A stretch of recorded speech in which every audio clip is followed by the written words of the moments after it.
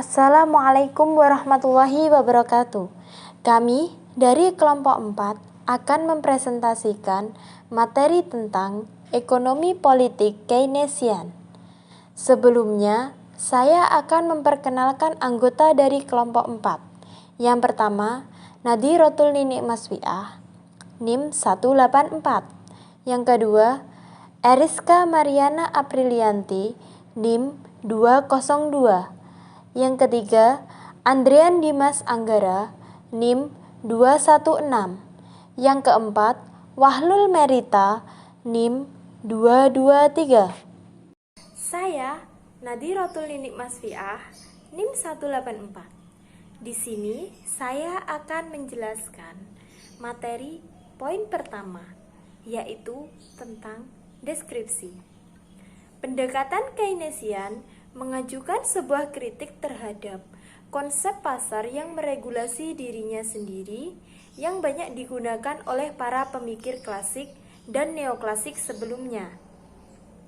Kritik dari pendekatan Keynesian ini mempertanyakan pandangan bahwa sistem pasar yang tidak diregulasi akan dapat sepenuhnya memanfaatkan potensi produksi yang ada dalam sebuah masyarakat. Inti dari argumen tentang pasar yang meregulasi dirinya sendiri adalah bahwa sistem pasar akan mempertemukan orang yang memiliki permintaan dengan orang yang memiliki pasokan sedemikian rupa sehingga kebutuhan dari semua orang akan terpenuhi sedapat mungkin sesuai dengan sumber daya yang ada. Kritik dari pendekatan Keynesian mengatakan bahwa kegagalan untuk menemukan pembeli bisa jadi merupakan masalah sistemik yang tidak ada hubungannya dengan ketidakcocokan antara apa yang diproduksi dengan apa yang diperlukan, melainkan bisa disebabkan karena kegagalan dari mekanisme pasar itu sendiri untuk menarik pembeli-pembeli yang memiliki daya beli yang cukup. Dengan kata lain, pasar gagal untuk mempertemukan permintaan dengan pasokan, sehingga tidak berhasil memanfaatkan keseluruhan kapasitas produksi yang terjadi dalam masyarakat. Kegagalan pada permintaan agregat ini memiliki perbedaan mendasar dengan kegagalan pada permintaan individu. Perkenalkan, nama saya Eriska Mariana Aprilianti. Saya akan melanjutkan materi yaitu B, sirkularitas dari proses ekonomi.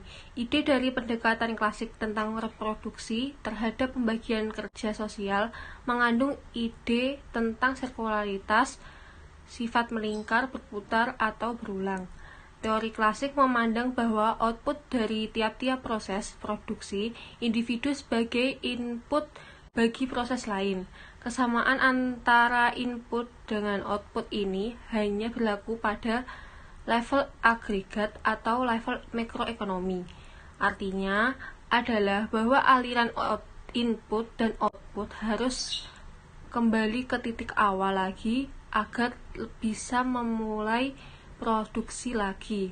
Maksudnya, kalau hendak melanjutkan produksi, diperlukan input yang sama seperti sebelumnya yang merupakan output dari proses produksi lain yang sama seperti sebelumnya, sehingga dapat dikatakan berputar. Proses sirkular semacam ini dilakukan lewat kegiatan produksi dan pengambilan keputusan investasi oleh tiap-tiap produsen atau perusahaan. Pola yang terbentuk di dalam proses sirkular ini adalah hasil agregat dari banyak keputusan semacam itu. Dan selain itu, proses sirkular juga terkait dengan bagaimana dampak dari hasil agregat itu terhadap keputusan produksi dan investasi selanjutnya. Maka agar mendapatkan gambaran tentang aliran ini, kita harus menggabungkan keputusan individu atau mikroekonomi dengan aliran proses secara agregat makroekonomi. C. Pasar kapital dan instabilitas. Menurut Keynesian, di dalam sebuah perekonomian swasta, ketegangan antara barang publik dan yang diadakan lewat akumulasi kapital dengan alasan mengapa individu-individu mengumpulkan kekayaan dalam bentuk cair. Argumen tentang terjadinya ketegangan seperti ini adalah ciri khas yang membedakan pendekatan Keynesian dan pendekatan ekonomi politik sebelumnya. Para ekonomi klasik cenderung untuk mengasumsikan bahwa tujuan dari akumulasi kekayaan pribadi dapat dipenuhi oleh individu dengan cara memiliki sarana produksi sebagai milik pribadi. Mereka mengasumsikan bahwa akumulasi kekayaan pribadi adalah identik dengan tumbuhnya kapasitas produksi masyarakat, sehingga akumulasi itu memiliki kegunaan secara sosial. Namun, argumen Keynesian mengkritik asumsi dasar ini. Dalam teori Keynesian, solusi terhadap masalah tentang siapa yang akan menjadi pemilik pribadi dan kapital masyarakat tadi sebenarnya adalah memindahkan masalah ke tempat lain dan bukan solusi dalam artian yang sesungguhnya. Kesulitan mengenai masalah kepemilikan itu berpindah ke bidang sirkulasi finansial. Sebagian besar dari pemikiran-pemikiran dalam pendekatan Keynesian menelaah bagaimana pemecahan terhadap dilema kepemilikan pribadi terhadap sarana-sarana produksi yang diperlukan masyarakat ini bisa menimbulkan ketidakstabilan dalam proses akumulasi. Selanjutnya saya membacakan ekonomi politik dari pasar tenaga kerja dan pasar kapital. Ciri khas pendekatan Keynesian yang membedakan dari pendekatan neoklasik dapat dilihat dari pendekatan penelitian bahwa keputusan investasi lebih dipengaruhi oleh perkiraan permintaan di masa depan daripada biaya produksi yang sudah terjadi. Nah, yang kedua itu ada kontrak upah menghubungkan antara permintaan produk dengan upah dan penyerapan tenaga kerja. Seperti yang sudah disebutkan tadi, sifat tercela dari proses ekonomi dalam sebuah perekonomian swasta bisa terjadi karena penyerapan tenaga kerja yang ditentukan oleh permintaan dan sekaligus menentukan permintaan. Kesimpulannya, dari perekonomian kapitalis akan ditentukan antara lain oleh kemampuan untuk memberikan nafkah bagi individu-individu dalam masyarakat lewat beberapa kontak yang dibuat secara sukarela. Dari sudut pandang bekerja ini mengharuskan bahwa permintaan terhadap tenaga kerja memiliki jumlah yang memadai sehingga bisa memberikan pekerjaan dengan upah yang memadai bagi para pekerja untuk memberi barang konsumsi yang ia perlukan sesuai dengan harga pasar. Implikasi bagi ekonomi politik. Implikasi yang lebih parah lagi adalah bahwa untuk bidang-bidang tertentu yang memiliki peran penting, upaya pemenuhan kebutuhan pribadi yang dilakukan individu, biarpun didasarkan pada perhitungan yang rasional, justru akan merugikan jangka panjang. Upaya bekerja untuk menaikkan permintaan terhadap tenaga kerja dengan cara menurunkan upah itu justru akan merugikan jangka panjang.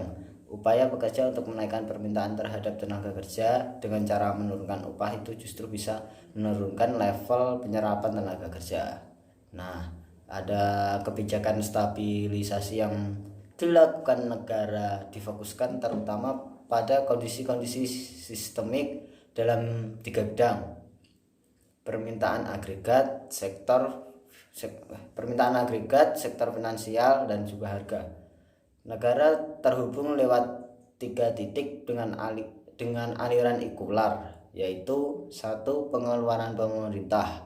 Pemerintah menggunakan pendapatannya untuk membeli barang dari sektor swasta, menyerap tenaga kerja,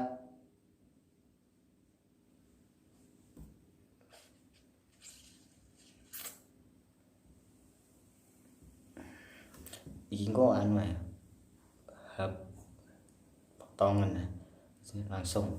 Negara terhubung lewat 3 titik dengan aliran ikular, yaitu 1. Pengeluaran pemerintah, 2. Pinjaman pemerintah, dan 3. Pajak pemerintah. Yang ke-1 itu pengeluaran pemerintah. Pemerintah menggunakan pendapatannya untuk membeli barang dari sektor swasta, menyerap tenaga kerja, memberikan pendapatan bagi konsumen dan terhadap lembaga tanpa memperhitungkan kegiatan ekonomi yang dilakukan individu dan lembaga ini serta tanpa memperhitungkan individu, lembaga, ataupun jasa lain. Yang kedua, pinjaman pemerintah. Salah satu sumber pendapatan negara yang digunakan untuk melakukan pengeluaran pemerintah adalah dengan meminjam dari sektor swasta. Pemerintah dapat mengeluarkan surat hutang negara, government bond, yang dapat dibeli oleh individu atau perusahaan. 3. Pajak. Negara dapat mendanai kegiatan-kegiatannya tanpa harus meminjam, yaitu dengan cara mencetak uang atau lewat pajak. Dalam uraian berikut ini kami mengabaikan kemungkinan pendapatan dari pencetakan uang dan akan lebih banyak membahas tentang pendapatan negara yang didapat dari pajak yang dikenakan terhadap pendapatan perusahaan dan juga konsumen. Assalamualaikum warahmatullahi wabarakatuh. Nama saya Wali Marita, NIM 223. Saya akan menjelaskan tentang sebab F, yaitu beberapa implikasi politik. Salah satu kesulitan yang dihadapi oleh pendekatan Keynesian adalah keterbatasan pada pemahaman terhadap negara. Jika negara dipandang sebagai manajer ekonomi yang kompeten, maka kita tidak perlu menggunakan konteks politik yang memahami apa yang dilakukan negara, karena manajemen ekonomi dapat tetap dipandang sebagai kegiatan ekonomi biarpun pelaksanaannya adalah sebuah lembaga politik. Namun, jika pengelolaan ekonomi itu sudah mulai melibatkan proses politik dan jika intervensi negara tergantung pada politik juga, maka kita tidak dapat lagi memandang negara sebagai sekedar manajer ekonomi yang kompeten, karena aspek-aspek politik sudah tidak dapat dihindari lagi dalam kegiatan stabilitas terhadap perekonomian. Literatur dari teori siklus bisnis politik menerka sebuah dimensi politik yang penting dalam pengelolaan terhadap permintaan. Kondisi ekonomi dalam sebuah masyarakat membawa dampak besar terhadap hasil-hasil. Ketika para pejabat dianggap bertanggung jawab atas kondisi perekonomian negara, maka kemungkinan mereka akan terpilih lagi akan ditentukan oleh apakah perekonomian sedang mengalami resesi yang membuat mereka disalahkan ataukah perekonomian sedang mengalami lonjakan naik sehingga mereka dipuji. Jika kalangan pemilih memilih ingatan yang pendek, maka para pejabat dapat memperbesar kemungkinan mereka akan terpilih lagi dengan cara mengelola siklus ekonomi sedemikian rupa sehingga bisa memastikan bahwa fase tertentu dari siklus itu akan terjadi pada masa-masa tak lama sebelum pemilu dilaksanakan.